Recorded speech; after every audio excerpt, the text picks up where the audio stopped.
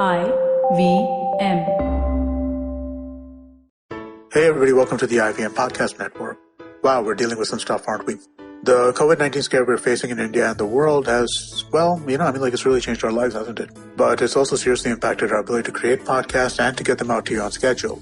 Over the next few weeks, I'd like to ask for your patience if episodes are delayed or postponed. We're also going to be doing many of the recordings remotely, like this one, for example, right? And sound quality is going to be a little uneven while we're facing this time, right?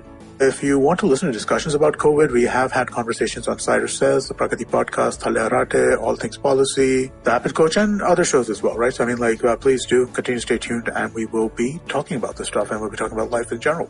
Also want to thank our sponsors this week, HDFC Life and P&amp Money. So let's get on with this, and I hope you enjoyed this episode. One of the reasons why I love working in entertainment is the fact that entertainment and storytelling has the ability to bring about behavior change like nothing else. On today's episode, we talk about bringing about a change in the behavior of men. It's a big problem that we're facing around the world, and while there is that entire group of people who say #not all men, we realize that there's a lot of unlearning and relearning of masculinity that's out and about in this world today. To talk about this, joining me in the studio is Omkar Bhat, brand manager at Gillette. I've worked closely with Omkar on multiple projects, and he's one of those really methodical guys who understand culture from a consumer's perspective. Joining Omkar and me in the studio is Afro-Baba Zerxes Wadia. Zerxes is a multi-talented guy who's worked behind and in front of the camera. He's also worked in advertising. He's an influencer in his own right who dabbles in adventure, travel and fashion. With Omkar and Zerxes, we discuss Will Men Be Men on Storytellers and Storysellers with me, Vineet Kanabar, right after these messages.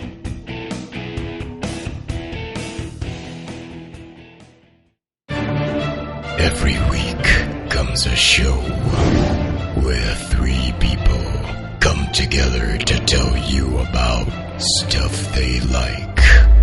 A movie, a TV show, a book, and other stuff. Tune in every Monday on the IVM Podcast app to IVM Likes. Batman approves this message. Thank you, Batman. Ladies and gentlemen, this is Storytellers and Storysellers live on tape at the IVM studios. Today in the studio with me, I have two young men. I'm still going to call you young men. Yeah. And we're going to talk about what it's like to create content and advertising for other young men. Right? Primarily, that's what we'll talk about. Say hello to Omkar Bhat and Zerxes Wadia in the studio today. How are you guys? Hello, awesome. Hi. It's wonderful that you made time on a weekday in the midst of all this coronavirus panic to still meet other people. We shook hands, which is cause for a little bit of concern, but I'm guessing we'll be fine as long as we wash them. Not sniffling yet. All good. I'm sniffling all the time. My dad's always worried, but it's not coronavirus, I promise.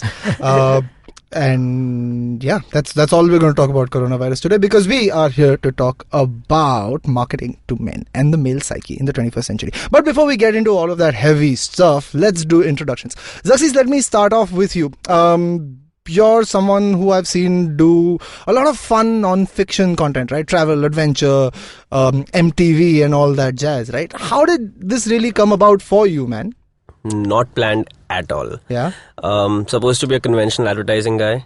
Studied advertising, studied marketing, studied sales management, did a little bit of MICA too. Right. And MICA again? Wow. Yeah.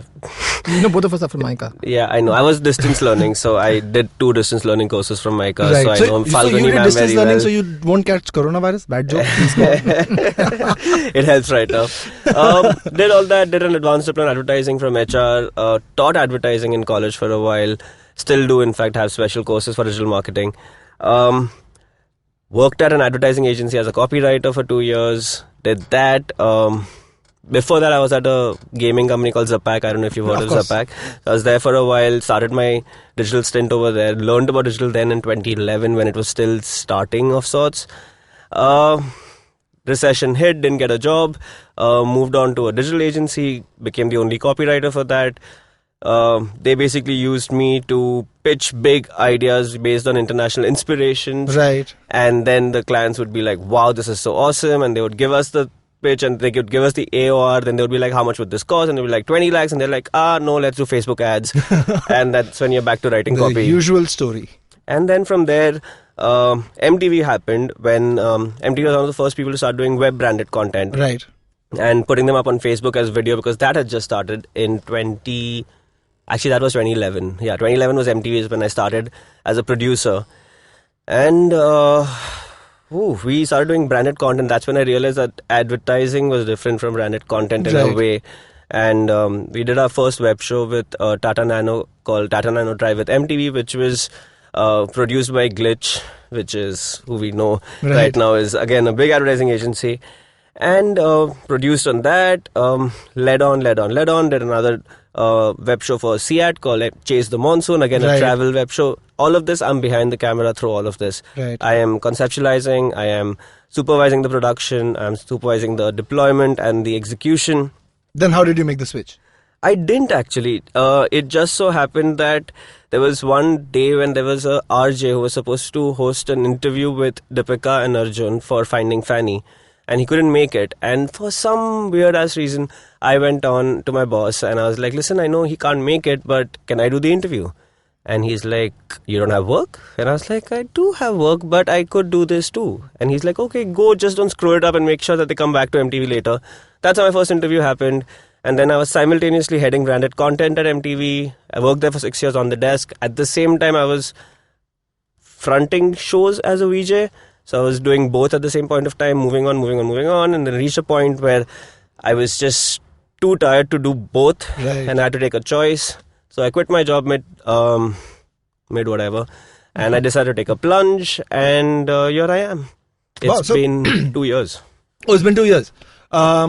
Would it be safe to say that if you weren't in front of the camera, you'd still be at your desk job, or would it be something else? In fact, that's still my backup, which is basically like, that's why I still keep teaching digital marketing in colleges. I have a little 4-day module where I go to colleges. Where do you teach? I've taught in HR, I've taught in FAD, I've taught in Whistling Woods, I've taught in ISME. A fair few then. A few of them. So we have like a special 4-day thing, me and my friend Mirang, and we go ahead and give them a crash course on digital marketing. So if you ever walk in as an intern in a digital agency, you're not just going to be Xeroxing stuff and like getting coffee. You'd actually know what a Google ad network is and how Facebook ads work. So we do that. So yeah, I would be doing that if I was not on camera, but I don't want to go back to a desk because I can't possibly wake up in the morning anymore. But teaching is a mad rush, man. I mean, I'd take teaching over a desk job any day. Yeah, you feel that way too, Omkar? Absolutely. I think that's great, the fact that you go back and you teach, because it allows you to be in touch with them as well, right? I think it's important to have a reality check to know what these guys are thinking versus just being in your own thought process. Yeah, keeps you connected. Precisely. Just when you thought that Snapchat is dying, when you go to a college class and you ask them how many people, and they're like, we are all using Snapchat. And you're like, what? Why?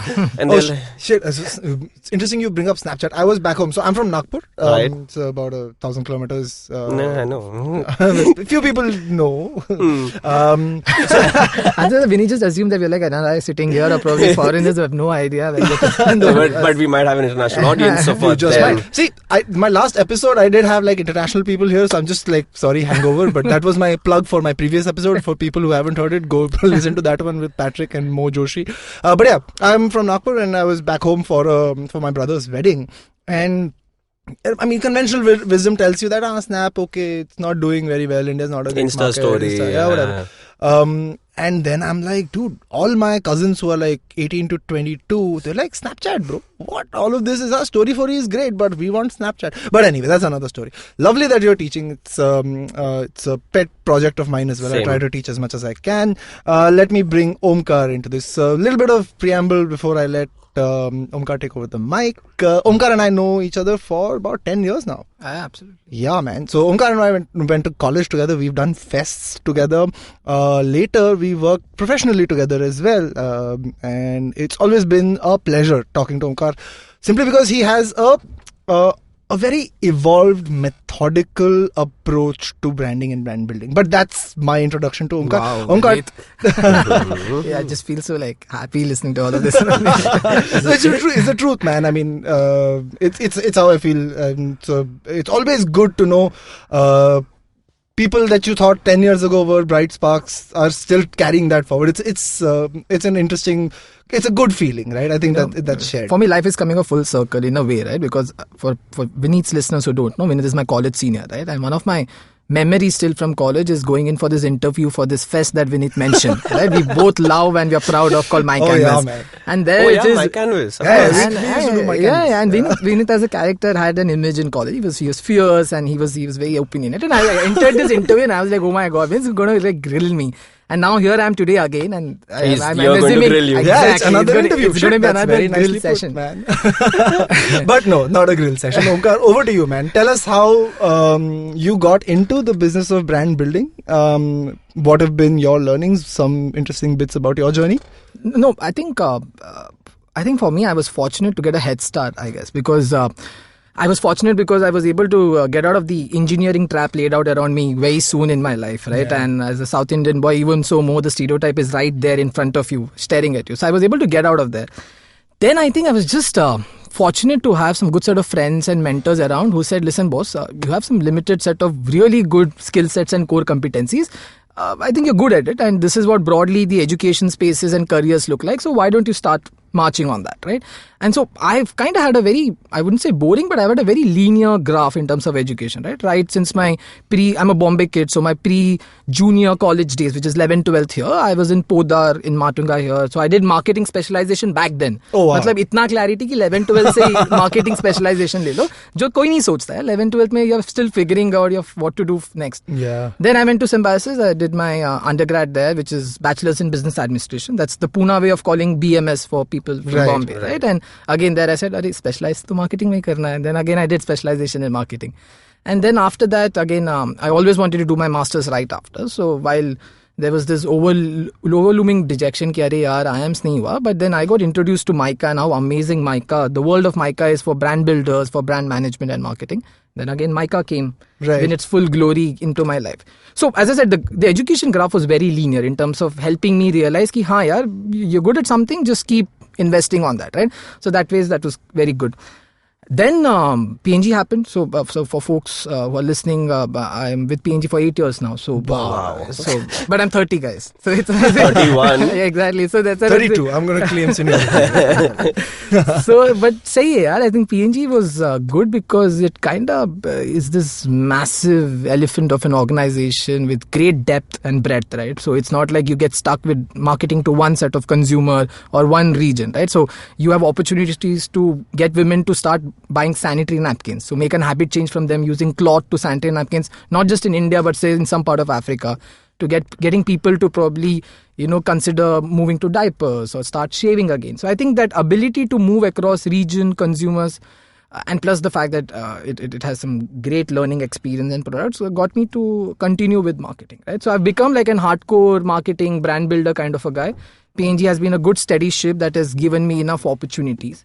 So somewhere I think in retrospect I say that having those guys who backed me up in making sure that, hey, listen, I think this early days debating that you're showing, this early day oratory skills that you're showing, this articulation ability you have, ki yaar sahi hai, why don't you pursue this instead of trying to deflect and give you different career options, right? So I think I was lucky that way. And it's been good now. So that's what it is. So I'm on P&G now. I'm trying to get more men to be groomed and working on the Gillette business. Beautiful. I think a couple of things that really stand out there. I'm going to double down on the fact that I think Omkar is very sort of methodical and the clarity really comes through, right? Class 11 and 12, I was spending a lot of time in school and my back benches and the rest of my day on IIT prep, right? A lot of time wasted. And here's this guy who's just like, bro, yahi karna hai, clear hai, yahi karna hai, core competency hai, skill hai, acha hai, build karte hain, aage badhte hain. But before I get to P&G, it's a very common theme coming out about Mica, right? So for people who are listening who don't know what Mica really is, Mica is the Mudra Institute of Communications in Ahmedabad. It is a beautiful 22-acre campus just outside Ahmedabad near a village called Shela. It is a mythical land where wonderful parties. Yeah, where wonderful parties happen and no studies happen. And, no, I'm joking. It's one of the only places where we take a cultural look at marketing and brand building, right? Yeah. Most other places, and I'm sure all of these colleges are worth their salt, most other places tend to go the business route, where they're looking at sales and distribution and lift in this and that first. But Micah tends to look at That's actually well put. Yeah, that's actually right. Yeah. That's fundamentally what I think my big takeaway out of Micah. And plus, I know, at 30 plus, it feels like, acha, abhi bhi hum apne college ke bare mein baat kar rahe hain. But it is important to say that's the genesis of a lot of thought process. And I think the three of us, with our own little stints at Micah, it bears repeating. But P&G, like you said, the big elephant in the room. And as a marketing student, lifelong student of marketing, P&G is one of those organizations that makes you feel like, bro, we know how to do it right. And we really know how to do it right? And not just we'll do it right for one campaign or we'll do it right for one brand. We'll do it right every single time, right? And again, we're not afraid to make challenging decisions. We're not afraid to make stuff that goes against the grain of our consumer, which is very counterintuitive when you really look at large brands and companies behind large brands, right? Often they'll just be like, bro, jo chal raha hai, chalne do. We don't want to challenge the status quo, and we want to talk about some of that. But before we get there, right, we also have MTV in there. There's a lot of MTV. MTV remains at the heart of counterculture in a big way, right?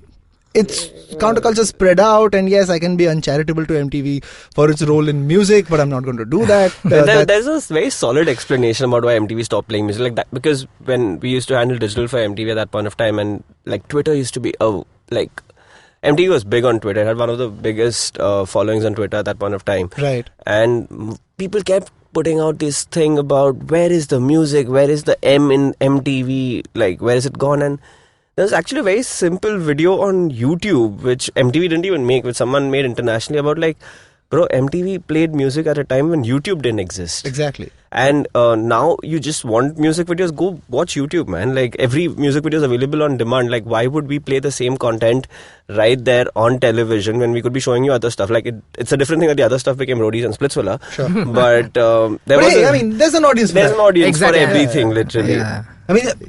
Trust me, being elitist about content is not where I'm trying to get at. Absolutely MTV. not. I don't think that makes any. That doesn't do any justice. It doesn't do justice. It's just MTV has a brilliant arc. To the point where it had these English music videos things going on, to the point where Oshidar came in and he went into this whole Bakra and One Tight Slap wala zone where it became MTV really quirky.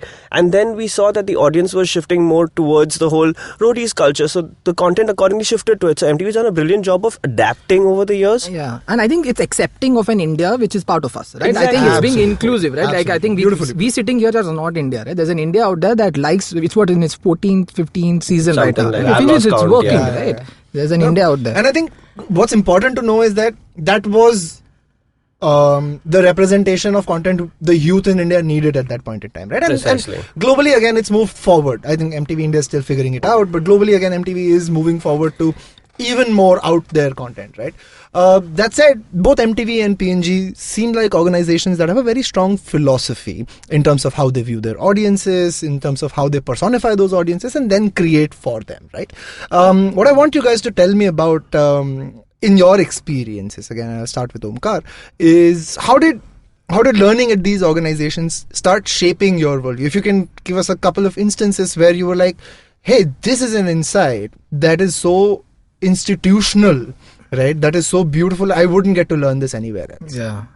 No, I think the most fascinating experience I've had at P&G was like a young 24, 25-year-old, and I was very lucky because right at the outset I joined and I got Gillette and Old Spice, right? Like, and for like this young 22-year-old guy walking in and you have this. And this is Old Spice just after Isaiah Washington around that time. Exactly. Old Spice was at its high, right? The mantastic and the smell like a man right? And Gillette obviously is Gillette, right? So I was like, wow, this is great, right? So a great, nice, soft landing there with comfort zone, right? Talking to consumers like you and me, knowing the insights, this works for me, I use the product, etc. But the biggest reality check I got, or I would also say the culture shock I got, is then when they suddenly moved me to Whisper, which is to start figuring out culture and insights and understanding female consumers of marketing a product like sanitary napkins, right? And I'll tell you instances where I've been on consumer work where I'm not been allowed to enter the consumer home.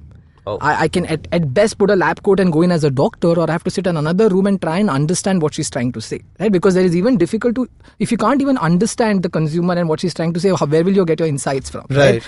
And that's when I think being out and listening to what men were trying to say about the women were talking about it gave me so many more insights. And that thing led to our intent towards genuinely changing the narrative on the way branding and communication or stories were told on sanitary napkins, right? Because before this, like what I'm going to tell you about, sanitary napkins was all about figuring out ways of showing superiority, about how my sanitary pad is better than yours. The product benefit comparison. Exactly. But now we moved the needle when we did this campaign called Touch the Pickle. I don't know if you've heard about that, right? Where we started talking about society stereotypes that exist around period and period taboos, right? Like things like you cannot touch the pickle, you can't go to the temple, you can't wash yourself, etc., right? And that completely changed the narrative, right? And that was eye-opening for me just to be a part of it. Like here I am, a couple of years back, talking to Rahul Dravid and telling him, hey Rahul, you have to go out there, you're going to shave, etc. And now I'm here talking to Parindi Chopra, telling her about what period taboos exist, what are the period taboos that you must have encountered, and how you're supposed to answer that to me. Beautiful. Right? And I think that was been a big learning shift for me. And I feel fortunate that the company and my team did not shy away from the fact that, hey, what if he's a guy? What if he's never done this before? That's the only way he'll learn. Right. Yeah, I think when you're put right at the bottom of the ocean is when you will swim fast and you will learn, right? And I like the fact that they did that to me. And I think that still stays with me, right? I think if I can do that, I can do anything is the belief system that I came out of. It's beautiful, man. Nice. For listeners who don't know what touch the pickle is, in India there is a cultural taboo. When a woman is menstruating, she's not allowed to enter the kitchen. And specifically not allowed to touch the pickle. And P&G with RK Swamy BBDO, was it? Yeah. With RK Swamy BBDO, again famed advertising agency in India, created this campaign called Touch the Pickle, which is double Cannes Lion winner, if I'm not mistaken. Yeah, it's a Grand Prix for Glass Lion. Grand Prix. It's a innovations winner. Yeah, exactly. It's a Cannes Lion Grand Prix Glass Lion winner. Again, beautiful beautiful campaign and beautifully put.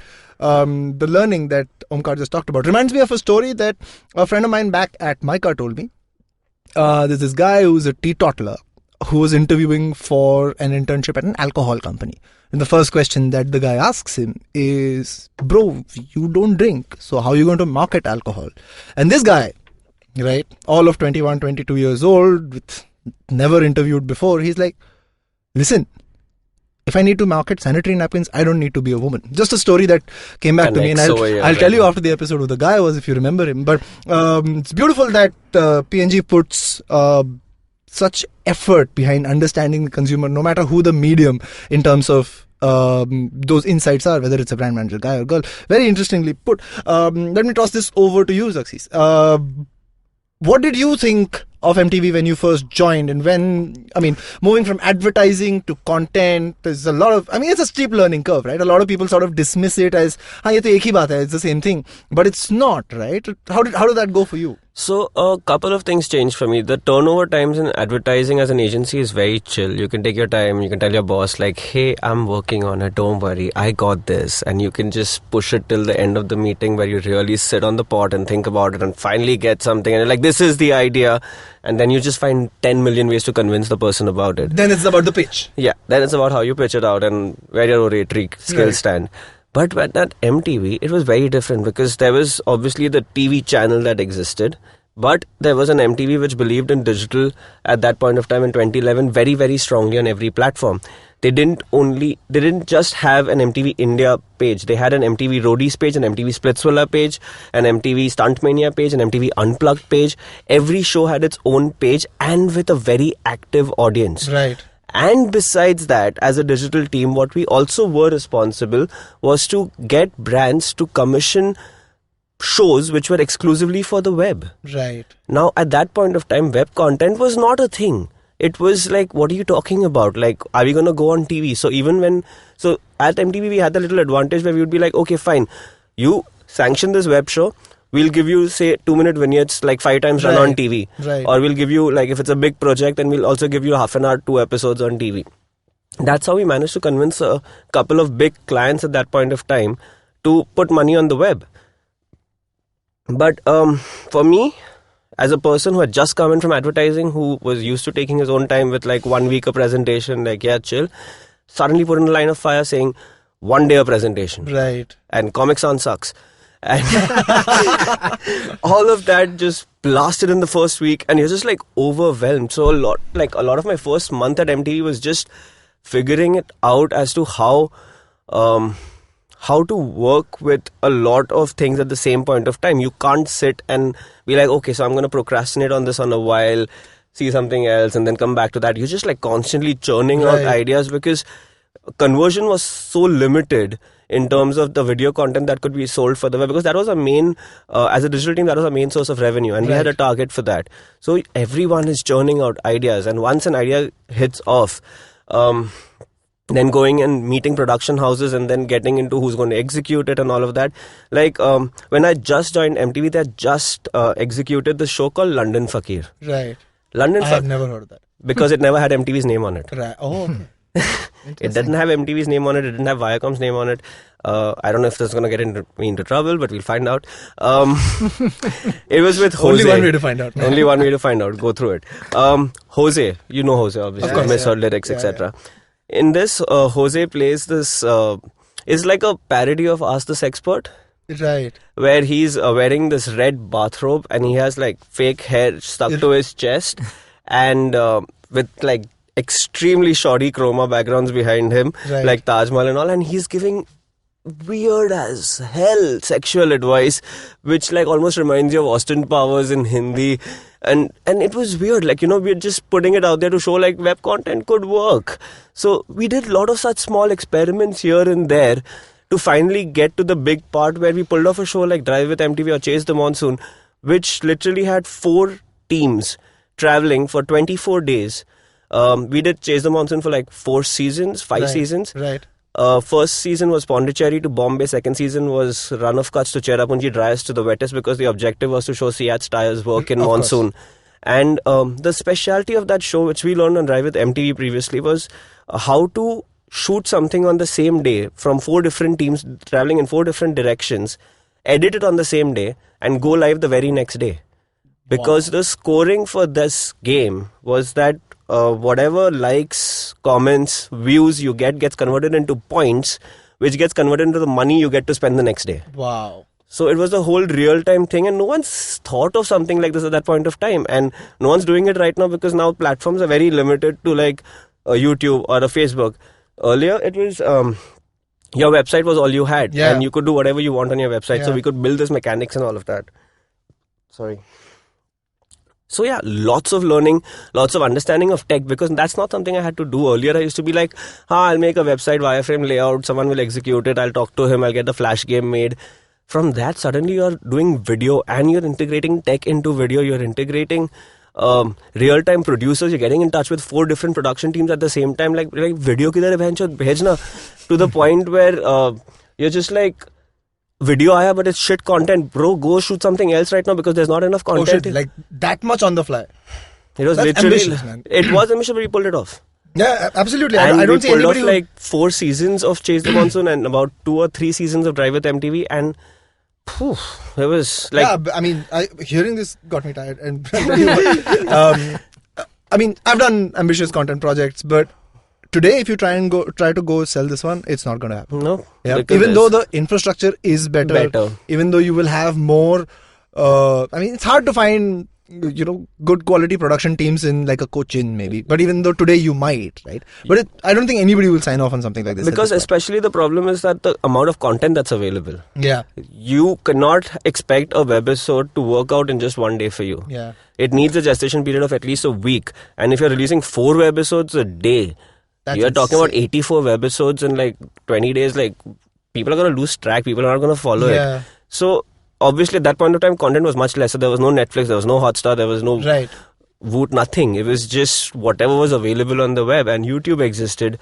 So, it worked out at that point of time. Now, we've got to evolve, man. Yeah, I mean, and the fact that it did work out obviously augurs well for the future, but big ups to you, man, for pulling something like that. I wasn't alone in this. Yeah, there was an entire team that really slogged their ass off. The production house that worked with us, like there was Gru Rabbit for Chase the Monsoon, there was Glitch for Drive with MTV, and like there were specific project managers assigned to each show. And that project manager would be one person be responsible for the production, the other person be responsible for making sure that the social points are entered appropriately by the end of the night, because there would be a cut-off time, like till 10 a.m. whatever points are collected would be counted as this day's money, and that has to be uploaded, put up on the website. I mean, just one person's responsibility is just that. So whoever's handling that show, 21 days you're in office.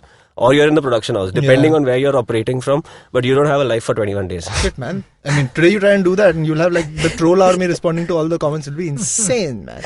But since we're talking about content made in the early days of the internet in India, what was some content that you guys watched while you were growing up? Go on, Omkar. I think growing up for me, like if I think of the school days, right, I think watching content was divided like into two zones for me. Like there was this one zone which was like the after school zone, which is when parents were not home, right? Mom and dad were working, right? So that's the time you'll catch up on like Captain Planet, and this is the time when only TV existed, right? And you were forced to read the newspaper because ghar pe newspaper to padhna chahiye, right? That's the habit. But that's the time when you watch Captain Planet. I remember watching Captain Vyom and all those kind of. And then there is the after parents are back TV genre, right? Which is dad will watch the news, so you're forced to watch some news, which is the half an hour. We were lucky to have 30 minutes news channel there. Yeah, man. Not like now.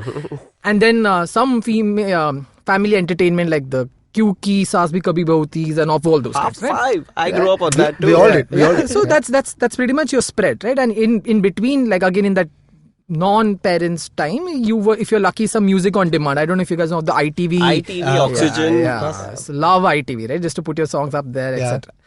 Then I think once you moved into college era, like once you moved out of your house, I think for me, things changed then, right? That's when the real change happened, right? Because this was still early days of, I would say, international content coming in, right? That's the time I first got exposed to Seinfeld and Friends, right? That's when torrents came into play. Torrents was big then, right? LimeWire. Exactly, LimeWire. Just exchanging movies, getting all the Die Hard 1 to 4, Mission Impossible, etc. I had friends who would write like reams of DVDs. I still have those. Do you remember My Zone from My Zone? My Zone was a thing as well. I know what My Zone is. Shared drive. Shared drive for everyone. It was supposed to be like, here's where you're supposed to put shared projects and research like work. Google Drive. And everyone just used it to share movies because that's what you do. It had the best classification, what Netflix also does now. Really? In terms of affinity, genre. What curated by people. Like people just on my curating crowdsourced. Fully crowdsourced. Right? So I think college was the time when I think I got exposed to a lot of this Friends genre content, a lot of this international. But the real change came obviously like the internet era and the geo era, right? When basically there's this massive choice you have. Like you can decide the content that you want to consume, right? Like, and now I think some of the content that I've got influenced by is early on I started seeing Mad Men, right? And then I picked up Suits, I picked up House of Cards. Like these are the kind of contents that I have seen, right? And each one of them have somewhere I think have made small nudges to my life. Like I still know that, like watching MasterChef Australia in a big way has been the biggest nudger for me to enter the kitchen and start cooking. And I'm not saying that, right? And I'm not saying that I'm still saying the biggest reason is watching my father growing up, entering the kitchen and always helping my mom, right? Being in a gender neutral family and all.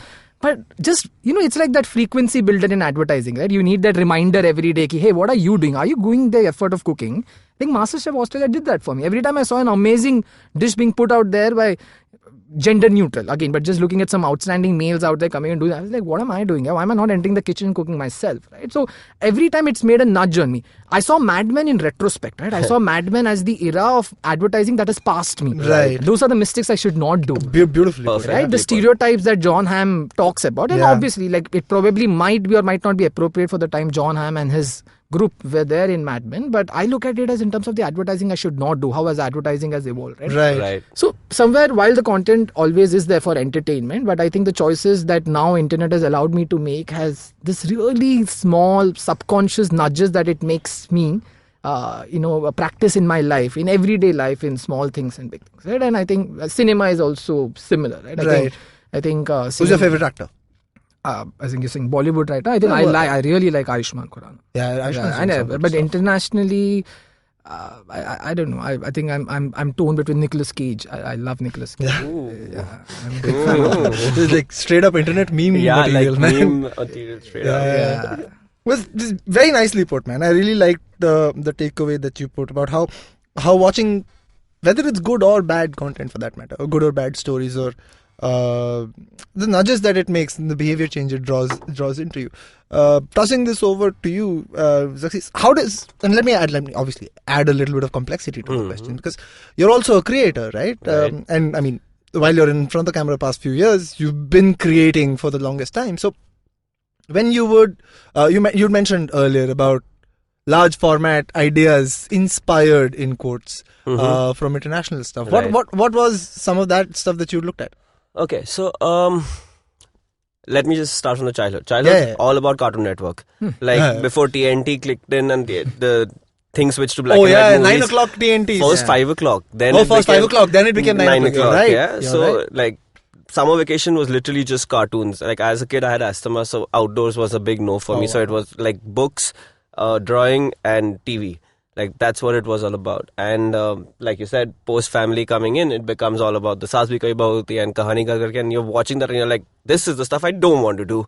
And well learned. I mean, we know people don't have 7 lives, but gaming was very important for me at that point of time. I started with Super Mario, obviously we all did. Yeah. Little Master Nintendo 64? No, like that fake Segas that you used to get in India. The 8-bit ones. Oh shit. Shine Star or something like that. Yeah, bro. Like I didn't even know what a Sega was. So limited exposure at that point of time. But as I started going into college, and I never moved out of my house till very recently because I'm a Bombay boy, so like, I really don't have to go anywhere. Yeah, why the hell should you pay rent? Exactly, precisely. So constantly was exposed to what the family used to watch and what was working with Indian audiences like that point of time. But once internet became very, very relevant all over, especially when I joined Zapak, I had this. My boss at that time was Tarun Durga, who's also like my mentor because he picked me up when I was in my 12th standard or 13th standard when I was doing my first certificate course in advertising. And he took me to Zapak on an internship because our course required us to have a 2-month internship. And he, besides while our textbook curriculum was all about conventional advertising, there was like 2 pages or 1 page about digital advertising, which was text, email, SMS. I mean, text and SMS is the same thing. Email marketing and text. Yeah. That's it. That's all it had. Wow. And then Tarun, when he took me to office and he made me say, like, Tarun loved board games. He loved action figures. That's where my love for action figures actually grew bigger than it was. And he loved watching what was happening around the world on the internet in terms of ad campaigns. So there was a website called FWA, Favorite Website Awards, which every day featured one cool website. And at that point of time, every brand's thing was to have the coolest website. So I would keep following that. Then there was Digital Buzz Blog, and then there was... Digital Buzz Blog used to be a thing, my god. And Golden something... There's all things digital... So yeah, I used to have mailers coming from them. Every day I used to read all of those, and that's where my inspiration for the big ideas for the brands to wow them used to come from. That's where the inspiration used to be from. Obviously execution, like that time projection mapping was a big bloody thing. And shoes have projection mapping, cars have projection mapping. They're not moving, but they look like they're moving. What is going on? Like mine is blown. So you'd show that to the brand's mind is blown, and brand is like, you are our agency on record, but we don't have the money, so let's do a Facebook ad. Anyway, that happened. And brands are still doing that, by the way. Yeah, obviously that doesn't change. But it's at least pushing them a little more this time. Then as we moved on to MTV, at that point of time, I started watching shows with Breaking Bad. Which was like a game changer for me in terms of this thing. I saw a little bit of Mad Men, like, this is cool, but it was just too much happening at the same point of time. I was like, show me more advertising. I'm like, taking too much time. I can't watch you anymore. 2 seasons, I was out of that. But all of the shows happened, but one thing that I really got hooked on to was YouTube. Primarily because we were doing so much travel at MTV, I started watching a lot of travel shows. So my boss, Eka, is the one who hired me. And in fact, how I got hired at MTV is also a very funny story. I used to teach in HR. My student was an intern at MTV. And he's like, and when I used to go to teach advertising in HR, syllabus had like regular Michael Vass subjects going on. So I'd be like, okay, these are pointers. Understood. Okay, moving on. This is what's happening in the digital world. And I would sit and show them case studies and sit and show them how each thing works. So this guy went to Eka and he's like, bro, you need to hire this guy. This guy doesn't stop talking about digital, man. He's like just eating our heads every morning at 7. Eka called me for an interview. He's done his research already on LinkedIn. I went in with like a full brochure, like I've done all of these websites. He's like, I've seen it, bro. Now this is your assignment. Do this. Gave an assignment, did it, got selected, got into MTV, and YouTube became a thing. And This is 2011, 12. 2011, right? And suddenly I know Casey Neistat. Suddenly I know Alex Chicon. And funny story, my colleague sitting in MTV next to me showed me Alex's video. If you don't know who Alex is, he's this motorcycle vlogger. Right. One of his first videos that went viral was around the world in 360 selfies. Right. Where he's rotating around with a selfie stick, and behind him the scenario keeps changing. It's edited like tuck, tuck, tuck, tuck, tuck, tuck. Oh, sure, I'm going to check this out. Yeah, you should. So, started following him, and I was like, oh, this is cool. Then I watched Casey, and Casey is cool. And as time progressed, Nas Daily happened. Nas Daily on Facebook is cool, like 1-minute videos. Now, while this is happening, and while I'm producing content for MTV, I'm like, bro, I also need to create content, yeah? Right. So 2012 or 2013 is when I went on my first long bike ride to Rajasthan. And What bike did you ride? at that time it was a Duke 200. Oh, okay. So I went on a ride with one of my other friends. 2 friends actually. One then later went away because he had no leaves. But Poor guy. poor guy is correct. He rode with us all the way to Udaipur, stayed there for like 2 days, and then he bounced back, and then we went on from Udaipur to Kumbhalgarh and Ranakpur and Jodhpur and Jaipur and Jaisalmer and Bhangar. Oh shit, yeah. So he Bhangar, rode of as many days as he stayed there. So he rode for 2 days and he stayed. No, actually made it to Udaipur in... No, we took 2 days to get to Udaipur. But after the next ride, we made it in 1 day. But when we were doing that, at that time, Instagram had just launched a video. course. Right. And I had a sucky Windows phone at that point of time, a Nokia Lumia, if anyone remembers that brand.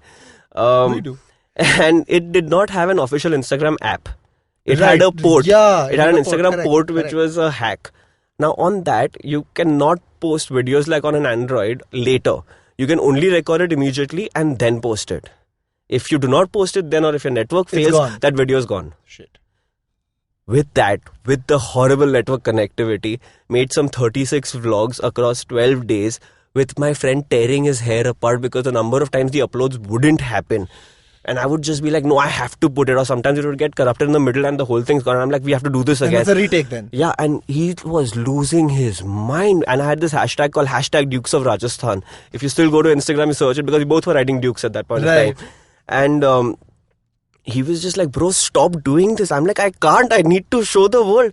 And what I was also doing was asking people where to go next, because we didn't have an itinerary. Right. We didn't have any booking. So I was like, this is the next generation of content. Is where that people... the inspiration for Chase the Monsoon though?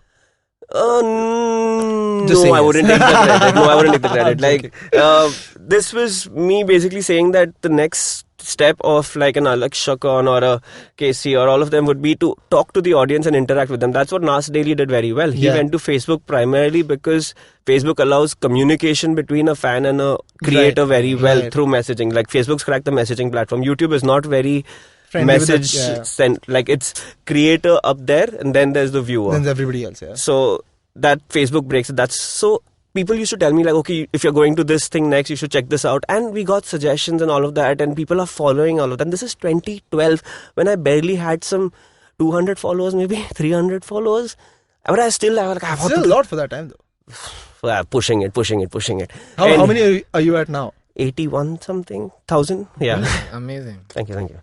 Yeah, but I don't know who they are, what they are, but they're there. Oh, there's analytics for you though. Yeah, exactly. Yeah, let's not go into the Facebook algorithm, shall we? Let's not talk about that. Right. So bringing this back to The content thing, right? yeah.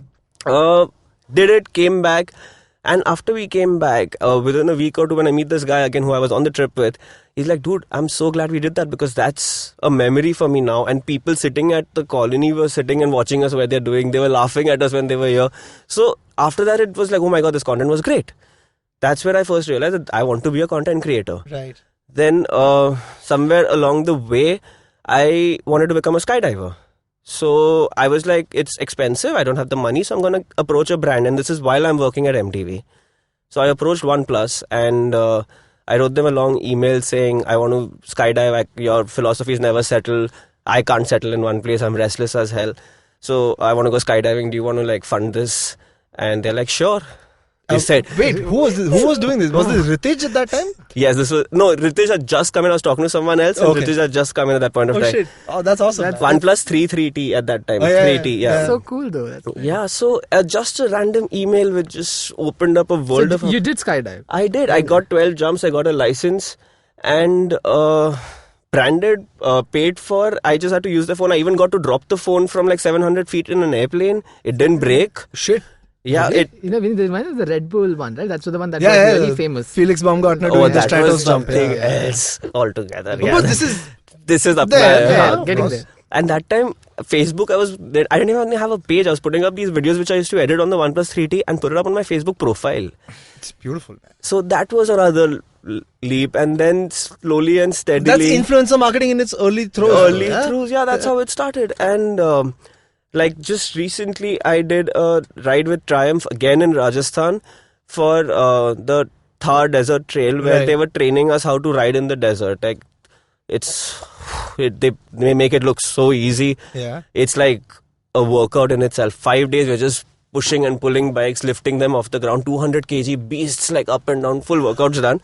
But you learn. And then I was doing content from there too, and like there was a follower back from 2012 who messaged me in 2020 right now. 2020, I think, yeah. No, 2020, yeah. Messaged me right now saying, I remember seeing Dukes of Rajasthan in 2012 and look how far you've come in 2020 back in Rajasthan doing this with Triumph. And Beautiful. I was like, mind is blown and it is awesome. And Alex Chacon, the guy with the 360 selfie thing, he's now a friend. He came to India a couple of times. We've chilled. We've made content together. World is bloody small and the internet is crazy. That's fantastic, man. I think it's a great success story of going from consumer to producer, what we also in the biz now call prosumers of content. Mm-hmm. And I mean, if you genuinely feel passionately about something, the internet is the universe that conspires to make it come true, Yeah. right? Whether it's getting OnePlus to fund your jump or whether it's meeting your heroes, man. Before we go into a break, I think I mean, I've loved talking to you guys so far. I think you guys bring some brilliant insights and experiences about creating or watching content. How closely or how deeply, so to speak, has the content you've created or consumed shaped you as a person? Omkar brought this out earlier, talking about how he starting to enter the market. And I'll tell you why I'm asking you this, because after the break I want to come back and talk about creating for people, specifically for men, but not just, right? And I want to unearth it. I want to get it started by seeing what are our personal experiences of behavior change really coming through from content. Omkar? No, I think it has a massive influence, right? And I think like for any stereotypical Indian guy, I would say you start off with Bollywood and sports having such big influences, Absolutely. right? In the way they just conduct themselves out there, you just observe and you reflect and you see, right? For me, I still remember, and this is when in my formative years where you start to understanding a few principles of what are they trying to say, what is the metaphor here, what are they trying to represent. I still remember Chak De, right? It's still there in my memory in terms Yeah. of, and Shah Rukh Khan was the only influencer we had, right? If you had to get a message out there, it was Shah Rukh. This is 2007-8 era, Yeah. right? And Shimit Amin had put Chak De out there, and I thought the way the entire thing was brought to life, not only just women in sports and the way a coach is enabling the entire thing. Not just a coach, a Muslim A coach. Muslim coach, right? And there's so many stereotypes that are being broken, Yeah, right? That yeah. about sport not being toxic. Otherwise, sport is just so toxic, right? It's all about just failure and Yeah. your ability not to take failure. Right? Tribalism and competition. Competition, Yeah. right? So I thought Chak De did such an amazing job of breaking stereotypes, right? And therein, that somewhere put in a seed in me in terms of the fact that how it's important to really go out there and shatter the stereotypes and really challenge stereotypes, right? And that's something that stayed with me, right? In a lot of work that I've done, I think you asked about how it has impacted you somewhere, Yeah. right? I think the need to go out there and challenge stereotypes and do something in a very genuine, authentic way has stayed with me. Right. So movies like Chak De or a couple of movies that came later on, like I thought, if you take recent examples like the way they've tried to bring Mission Mangal to life, Sure. or they've tried to do Dangal, right? Or Queen, for that matter. Queen, I think Queen was fantastic. Beautiful. Right? I think to represent that girl who's so many women out there in India and in that stage of life and an event like that happens to so many women out there. Yeah. But to have a take like that and to show how life can really come back to you. And the way men was also represented in that movie, right? Because it not only just bashed men, but they also showed positive men around, right? I think that balance was also it was a amazing. proper feminist movie with equality in Absolutely, the picture. absolutely. Yeah. It was a great movie.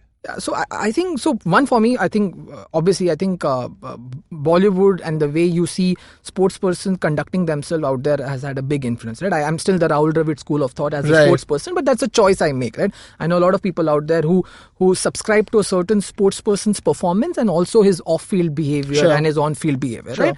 But again, that's had an influence on you have the Dada fans and the Sachin fans and the Rahul fans and the Kohli fans and the Dhoni fans. Everybody has their own sort of school of thought. Exactly, right? And it's been the same with advertising as well, right? I think the ads that I've started seeing, from the ads which have genuinely succumbed to showing men as the stereotype that existed at that point in the society, to the ads that started skirting and flirting a little bit of figuring out, hey, how will it look if we try and see if we can position it differently, right? And to the ads right now that are bold and they're really going out there and showing this gender fluid, gender neutral roles out there, right? And it has an impact, right? Because when I'm a marketer and I'm a story seller, and when I'm sitting out there, I'm saying, hey, look at that brand. Look at that bold move they've taken, right? Look at how they are trying to do that. Why can't I do it, right? And that's the mandate I have today, right?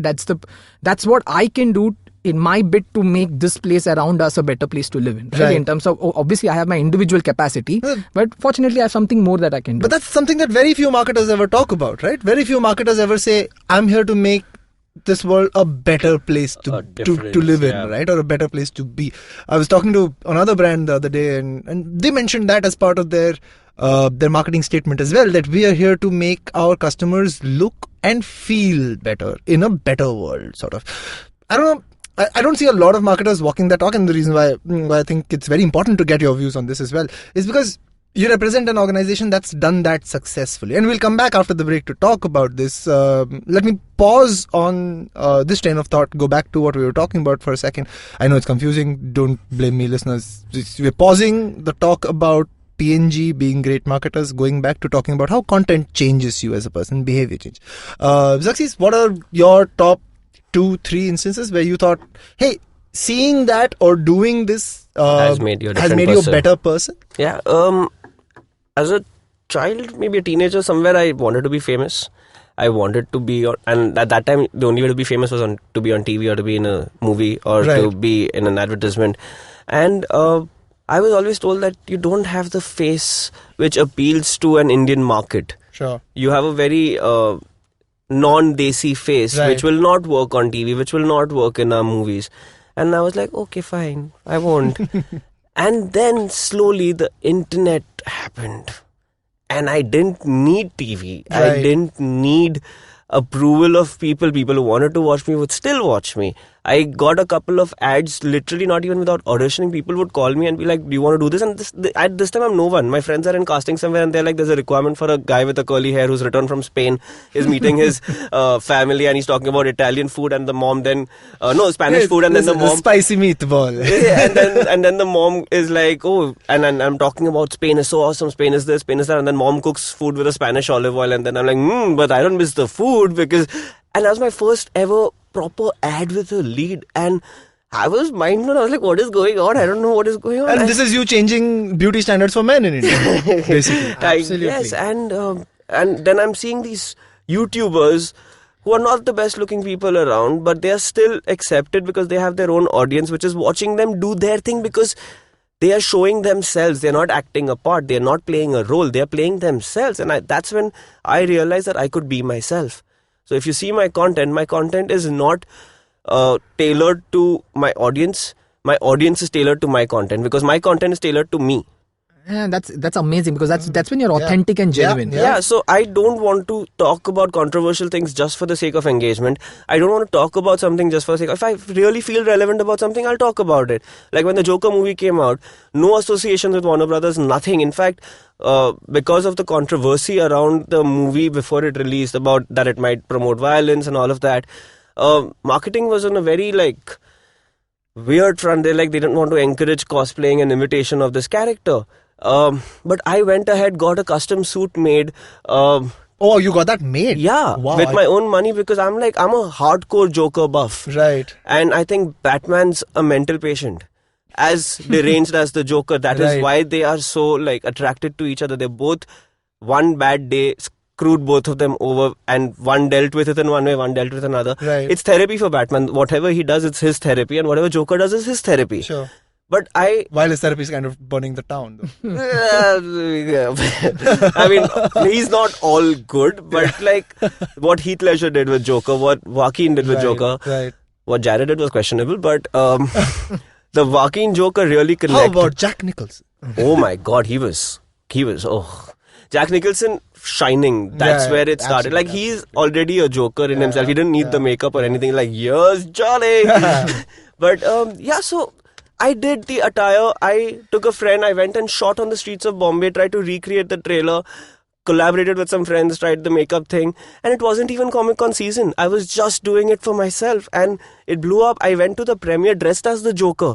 And I sat in the middle of it, and when I saw the movie, and by the end of it, I was like, oh shit, someone's going to shoot me now. Yeah. Like, I did not anticipate this. But it was great. People wanted even more pictures afterwards with it. And so I learned how to be myself and accept me for being me, man. I want to do this. I want to do this. Like, I include family in my content. I shoot with my family sometimes. And I'm not doing fiction. I'm not doing comedy for the sake of comedy.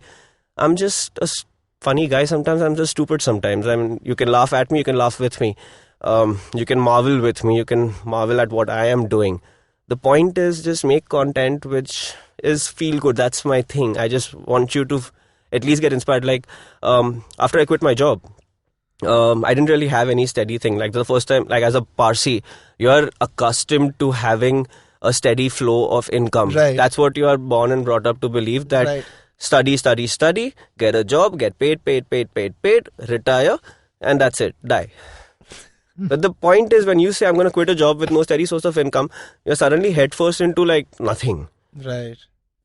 I made a video and I got a contact with Facebook. I walked into the Facebook office, showed them a content piece which included all the Facebook mechanism of a status and all that with my voiceover, and talked about how I wanted to be a person who could show to the world in India that you could give up your job and you could do cool things and not have to rely on your parents.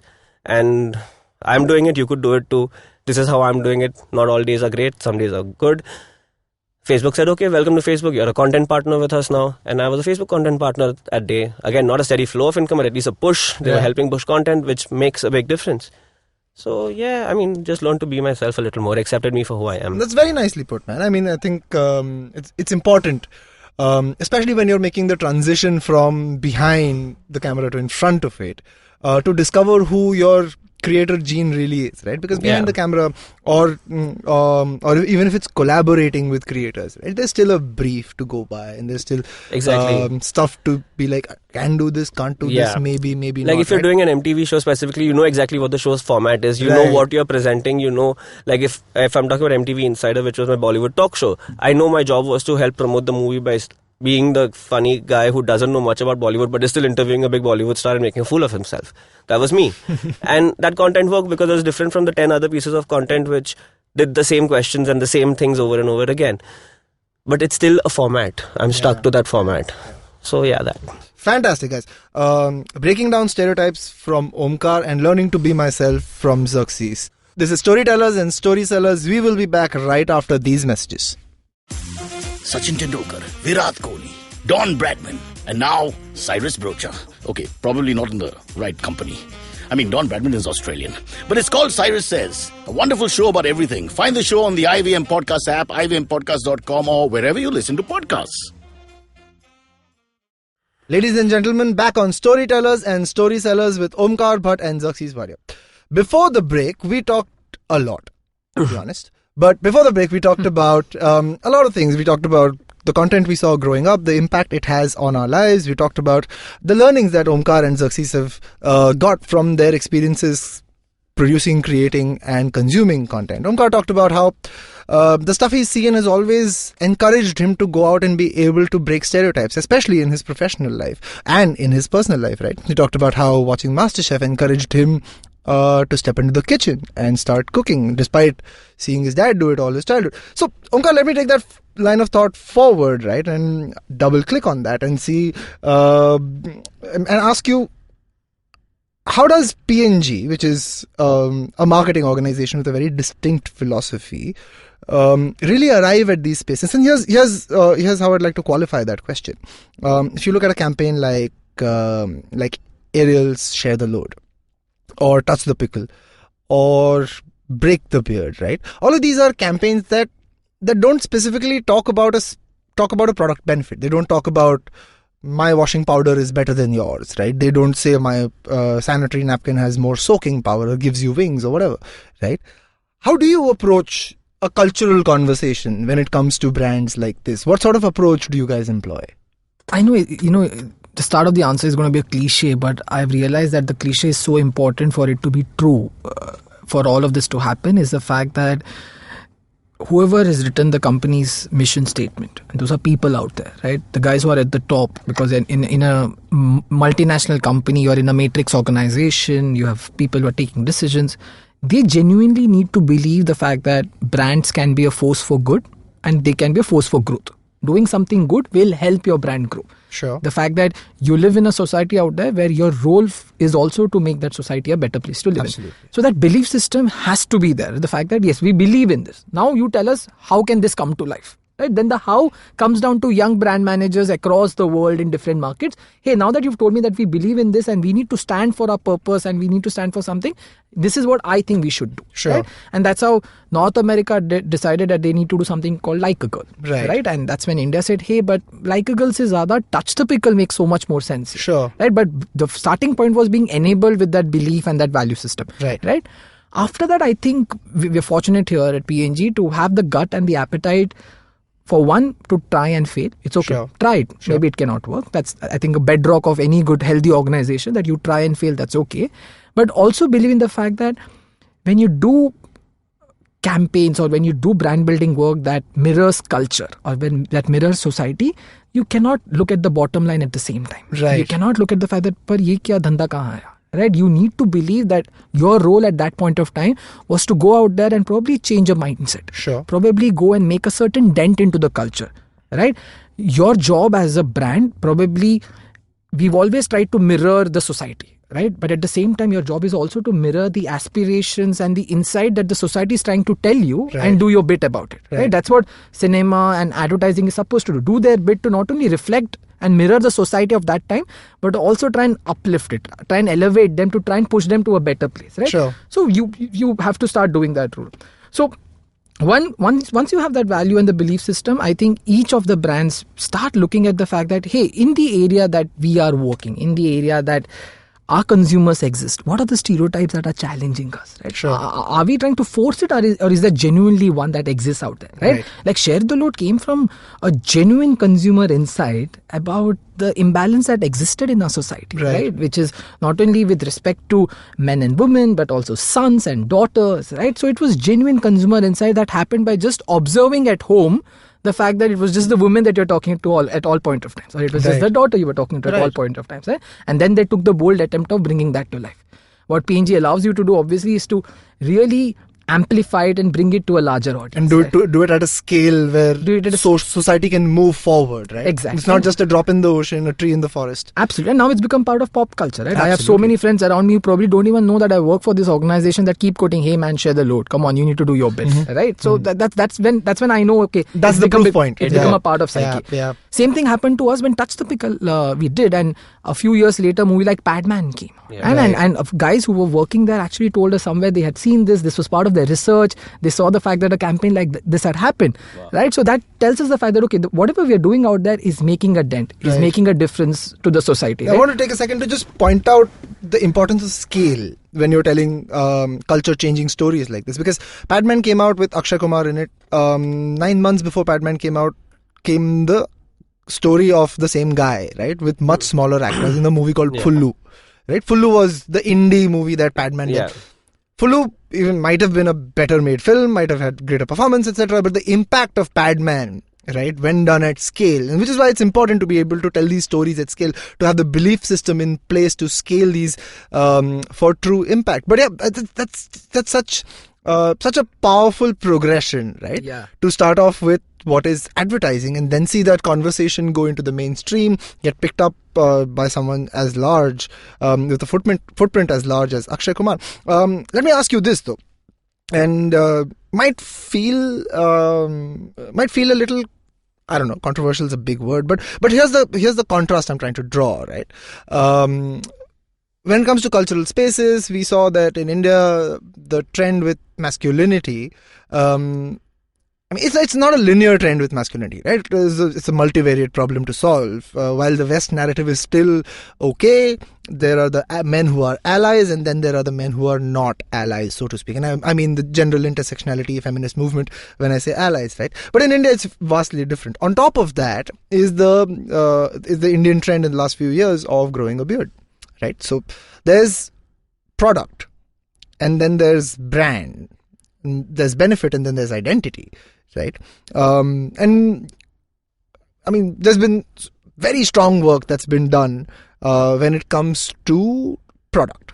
Right. Break the Beard was a category changing conversation. Right. I mean, I did some work with on Break the Beard as well when I was at TVF. I think you've done stuff with the sports teams, etc., etc. There's a lot of interesting work that's happened. Right. And the audience has been largely very, very receptive to stuff like that, as opposed to the conversation globally with masculinity. It's been vastly different, right? And when you see especially the Gillette ads that have come out, the response has been sharply polarizing, right?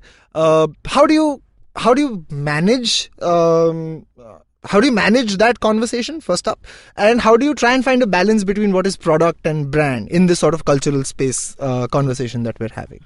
No, it's quite interesting, right? I think what's important is never to swing the pendulum the entire way, right? I think when you look at the last few years, and obviously being gender neutral and breaking gender role stereotypes has been the toast of the season, right? That's something that everyone has tried to do. Me Too and Time's Up has been like the big hockey stick that came in that way to try and push everyone to start doing that. Right. But it's also very important to understand that who are you who's trying to say this? Who are the consumers that you're trying to say to? And what's the prevalent society that you're in, right? Instead of just moving the pendulum the entire way, right? Now, just to give an example of that, like masculinity also has its various levels, right? There is unconscious masculinity, where I'm the fact that I know, I'm aware, I'm really not exercising it. I have basic survival to take care of. Right. Kahan iske bare mein kuch karunga, right? And then there is masculinity where you are practicing it, right? You're really advocating it. You're looking for examples. You're looking for all those literature to quote and stamp your masculinity out there, right? And then you move towards being critical of it and doing something about it. Right. So I think when in India, what we observed and what was important for us to do was to first believe in the fact that there are genuinely men out there who are heroes, who have those positive values, and it was important to celebrate those positive values to get more and more men to be like that. And I'll give you an example, right? For example, when we came across a story of this father in a village called Banwari Tola in Uttar Pradesh, right? And this is a third generation barber. He had 7 daughters. And somewhere he ended up having a paralytic attack. So once you had a paralytic attack, right arm not there, he couldn't do barbering anymore. Now, obviously, this is a village. Daughters, barber probably is the last bastion of breaking gender roles, right? Because you've probably never seen a woman entering a small-time barber shop. But the daughters there's no way to earn income, right? Now, these daughters decide to disguise themselves as young boys. Wow. Enter the barber shop. And for 2 good full months, they're running that barber shop. They're uncles and males coming and getting their hair shaved, a haircut, face shaved, sometimes arms shaved as well, right? And the young girls are doing it quietly. Right? It's only after later 2 months that the village realizes and figure out, "Arey yaar, ye to chore hain, choriya nahi hai, chore hain," and all those conversations. Right? But what was surprising was the fact that the villagers accepted it. Right? One, the father allowed for this to happen. He said, "Go, okay, you want to do it, do it. You know, it's amazing that you're supporting." But the villagers also encouraged it. They realized the fact that they are doing your bit to support. Right. And we realized that this is a story to be told. This is a story to be told out there to tell the world out there that look at not only the village and the father who really brought... This is as much the story of the girls, but it is also the story of the guys and the men in the village who allowed for this to happen. And I don't mean allow from a sense of entitlement, right? I just say that they enabled it. They accepted it. They continued to go to the barber shop. It's a story as powerful as Dangal, man, at this point. Exactly, right? And that's when we did a campaign called the Barbershop Girls, right? And we celebrated them. We did a story on them. And that has inspired not only those 2 girls, but inspired so many such young girls out there to pick up professions which are probably unconventional, to break stereotypes, right? We recently did a story called Man Enough, which was about a retired lieutenant colonel who probably had never cried, because growing up, boys are told you should not cry. Men are told you should not cry because that shows a vulnerable side. You don't express your emotions. So he actually cried for the first time in front of his father when in the hospital bed, where he could finally tell him that, listen, I'm sorry I failed you. Right, that's when he took a bullet on his chin and he was on the hospital bed. But his father said, "You've not failed me. I'm so happy with all that you've done." And the fact that he could let his emotions out in front of him told him that he probably broke a wall with his father. Right. The fact that he could, and this is a man, and this is a soldier on top of it, right? Soldiers as masculine as it gets. As masculine as it gets. For him to tell us that story, and obviously for us, the story was also the fact that he had got hit by a bullet on his chin. So for about 10 years, he couldn't shave. And you know how army and shaving goes, right? For them, it's part of their skin. It's like if you're not shaved, you're not ready. You're not disciplined, right? So he couldn't shave. So he had like a beard chin strap always, and he had like a small letter in his pocket. So every time a senior army commanding officer would come, "Ki, "Arey, ye kya hai? Daadi kyun hai?" He used to take that slip out and say, "Sir, I have a medical reason." But you know what that did? Forget the aesthetics of it. It broke his confidence every day. Right. Because here he's commanding a group of 20, 30 Jawans, telling him every day to be ready. And here he is trying to come up with reasons. So when he finally discovered about our product Mark III through a colleague and all, and his hands were shivering, is what he told us. When he tried to take that first razor through his chin, and I'll send you this picture and all to show you how real it was. And he could actually shave. He had tears in his eyes. After a few months, he actually wrote to us when telling us the fact that thank you so much, I'm your biggest ambassador. This is the time when no one checks Facebook inbox messages because wo others mein chala jata hai, because we don't even get. Right. But thankfully we had the agency guys who saw it and they told us about the story. Beautiful, man. Right, and we realized that, hey, here we have a choice to either make the product big and say, hey, look, our product can go over any scar, or we can also tell the story of the fact that how here is a man and a soldier really breaking stereotypes of showing emotions, right? So we realized the fact that it is important to represent masculinity in the right way. At the end of the day, as I said, it's not about swinging the pendulum and bashing men out there. Right. Is that you want them to be change makers, so you need to really call out the positives out there, really bring that to life, right? So these two things have really stood out there, and they've got such amazing reactions because men look for role model behavior. Right. Our job is to put role model behavior out there, right? Obviously, you can have critics, and there's enough criticism and enough critical content out there about what's wrong, and no one is denying what's wrong, but what are you doing about it to get it right is where the question comes and from. Are you doing it in a way that the audience is receptive about it as well? I think what really stood out about the story that you just told us, and other work as well that I've seen that seems meaningful, is that while it does bash men, and I think there are enough and more male behaviors out there that deserve bashing, it also reserves a spot of empathy for their situation as well, right? I think that's the power of telling a story the right way, amping up the right emotions and amping up the right narratives in a way, right? To you, Zerxes, then, when a brand comes to you and says, hey, Zerxes, bro, you look like a cool guy, right? I mean, I'm sure you get that a fair bit, right? The afro and the look. How do you deal with that? How do you deal with a brief that doesn't seem clued in to what's going on around you? I mean, what's your process? Honestly, I've not encountered, like, besides one or two which are not very interesting products, but considering my feed is more or less a reflection of what I like, right? Like, my main areas of interests are sneakers, travel, adventure, motorcycles, gaming. All of which is very masculine. I don't think it's masculine, because the point is that, especially let's talk about, say, sneaker culture, for example. Sure. The sneaker culture obviously is booming right now in metros in India. Super Kicks exists, Veg Non-Veg exists, Mintra Sneaker Club exists. Right. Brands are bringing in their Yeezys are coming down, Air Jordans are coming down, Puma's bringing in their RS series as it's launching internationally. Everyone's bringing the top of the line stuff. Obviously, with that, they're trying to sell the stuff which everyone else can also afford.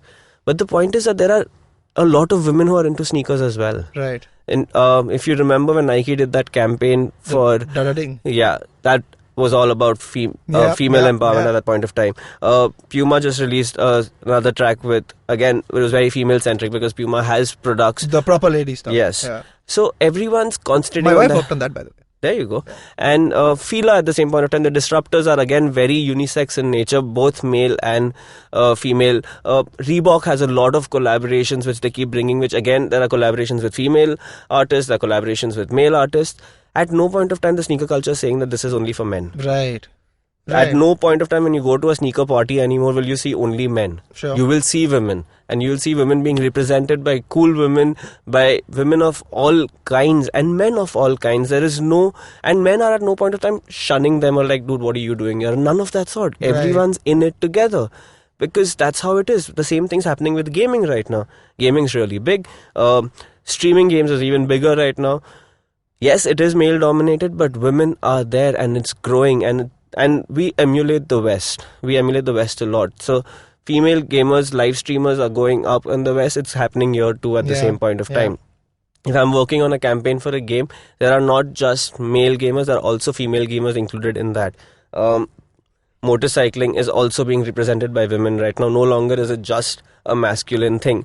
The numbers, yes, they can get better, but they are getting better. Got it. So at no point of time is any of this, when I'm doing it, is not like, hey, I'm a man, so I need to do this.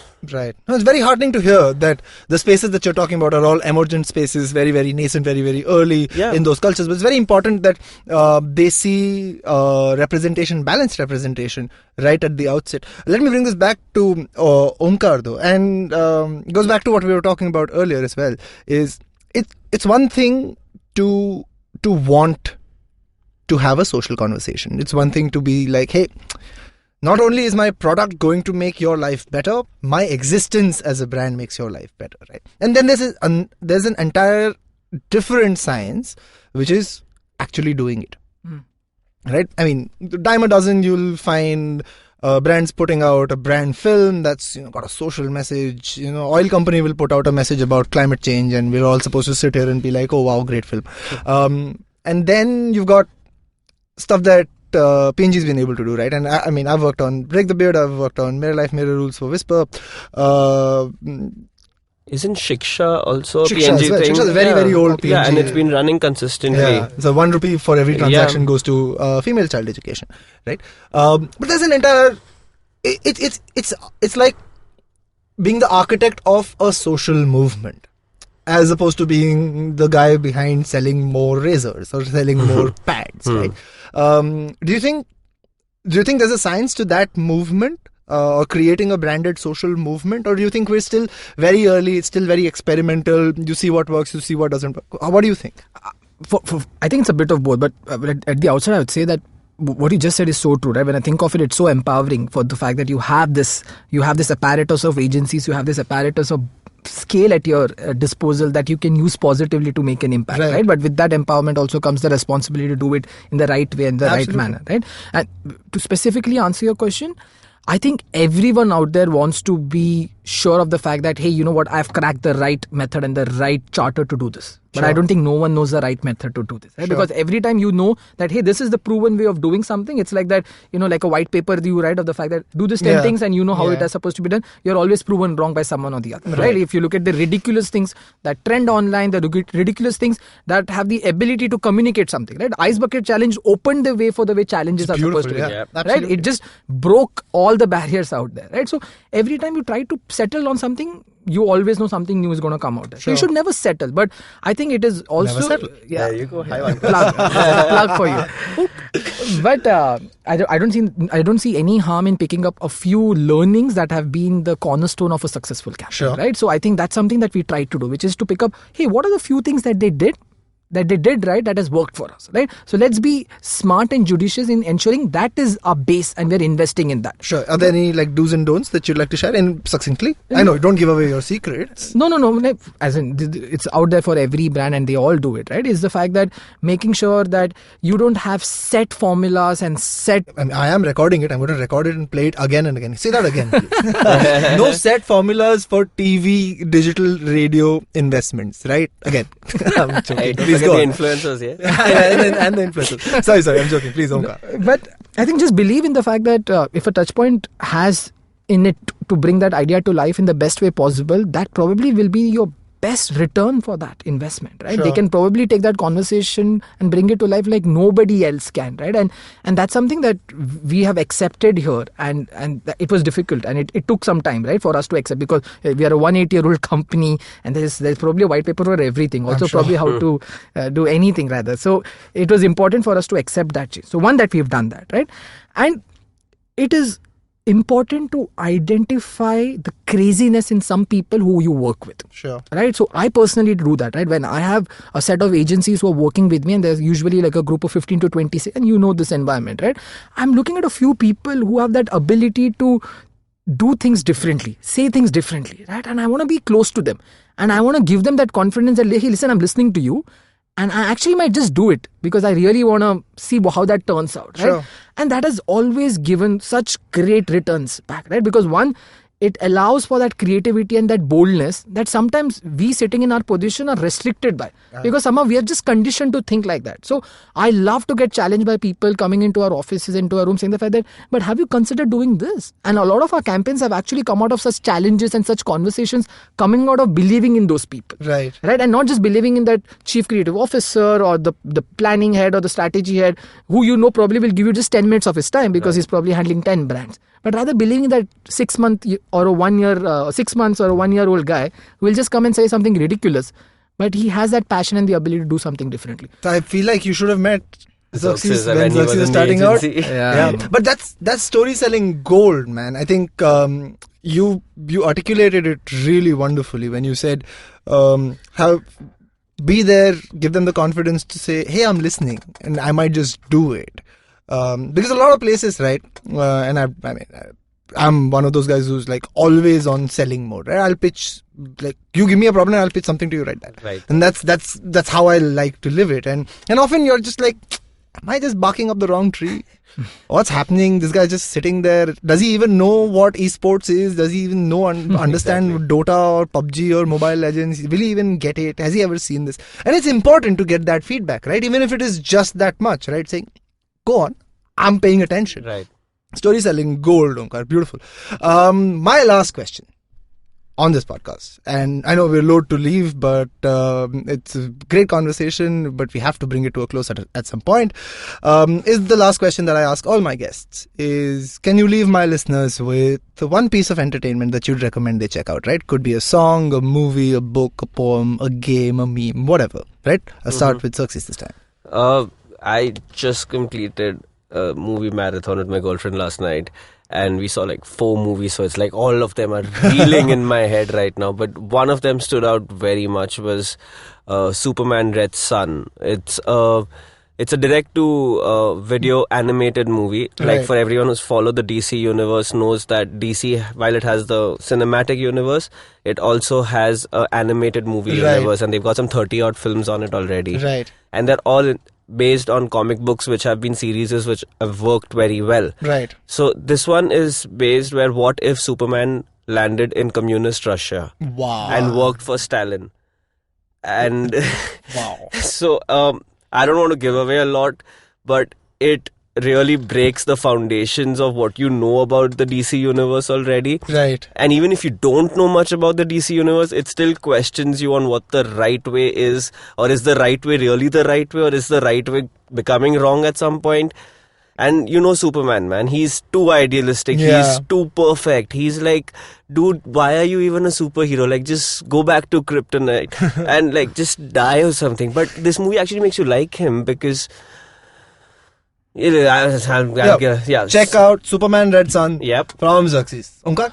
I actually got fascinated, and I think building on to what he said, and probably the theme of what I've been saying, I think I read this book that has stayed with me, and the book is Factfulness. It says 10 reasons we are wrong about the world and why things are better than what you think. Right? It was written by a Swedish family of statisticians. They're all into statistics, and they just said that our entire belief system is so binary, right? We just think it's either right Right. or wrong, right? And they've challenged every stereotype that we've known about the world, be it about poverty, be it about health, in terms of which country has more poor people, which country has the highest economy. every stereotype that you can think of, they've taken empirical, statistical, factful data and they've told, hey, listen, can you please change the way you're thinking now? Right? Because there is no better way to tell you that. Right? So they've picked up the biggest notions and they've broken it. I actually came to know about it because one of my friends offered it, and then I found out that Bill Gates actually recommended it as the top 5 books to be read in 2018. Right. And he put an open challenge to every graduate in US saying, whoever wants to buy this book and can't buy it, tell me, I'll buy this for you. Because I want you all to just get out of the stereotypes that you believe in. Right. So if you get a chance, go out there. It's written by the Rosling family. It's called Factfulness. It's amazing. You should read that. Fantastic recommendation. Factfulness from Omkar Bhat. Guys, it's been awesome talking to you. When I was programming this episode, I thought that it would be interesting to have two people with very different experiences, yet a sort of common thread of passion for this business to come in and talk about it. My expectations have been superseded by this episode, and I hope my listeners feel the same way. With that, Omkar Bhat, Zerxes Wadia, thank you for me. 1 sec.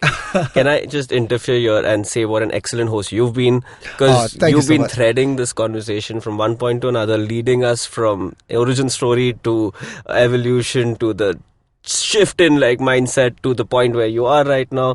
Well done there. So thank you so much. That's what I do. My interview grill session has come to life, and it wasn't a grill session. So I'm glad it's happy faces. And I mean, my barometer of what's a good episode is if you are smiling at the end of it, it's a good episode. So we're smiling. I hope you are as well. Thank you so much for tuning in. This has been Storytellers and Storysellers with me, Vineet Kanabar, saying good night.